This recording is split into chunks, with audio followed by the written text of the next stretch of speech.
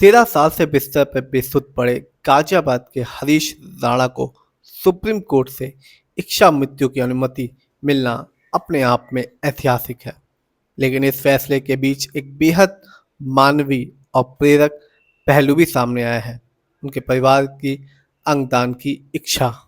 हरीश राणा के माता पिता ने शुरुआत से ही अदालत को कहा था कि अगर इच्छा मृत्यु की इजाज़त मिलती है तो वो जो भी अंग काम कर रहे हैं वो उन्हें दान करना चाहते हैं।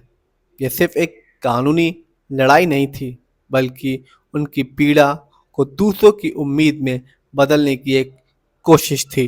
परिजनों की ओर से वकील मनीष जैन ने बताया कि हरीश राणा के उपयोगी अंग उन मरीजों को दान दिए जाएंगे जिन्हें उनकी सबसे ज़्यादा ज़रूरत है, बेशर्त अदालत इच्छा मृत्यु की अनुमति दे।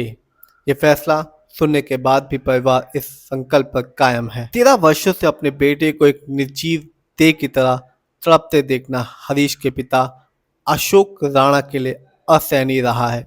खुद पिता ने स्वीकार किया, एक पिता के लिए ये बहुत मुश्किल है, पर अगर हमारे फैसले से और लोगों को राहत मिलती है तो ये सुकून की बात है। वो कहते हैं इस फैसले के बाद हरीश की फूड पाइप हटाई जाएगी, उन्हें एम्स की निगरानी में रखा जाएगा और उसके बाद शरीर का सम्मानजनक अंतिम संस्कार होगा। लेकिन इस बीच अंगदान की इच्छा ये साबित करती है कि दुख से जन्मा निर्णय भी किसी और की जिंदगी बचा सकता है। भारत में ऑर्गन डोनेशन की कमी से हर साल लाखों लोग जान दे देते हैं। ऐसे में हरीश राणा जैसा मामला ये दिखाता है कि इच्छा मृत्यु के संदर्भ में भी अंगदान एक नई उम्मीद बन सकता है। पीड़ित परिवार अपनी निजी दर्द से ऊपर उठकर समाज की भलाई के बारे में सोच रहा है। हरीश के पिता बार बार कहते हैं, हम चाहते हैं कि हमारे जैसे और लोग को भी रास्ता मिले।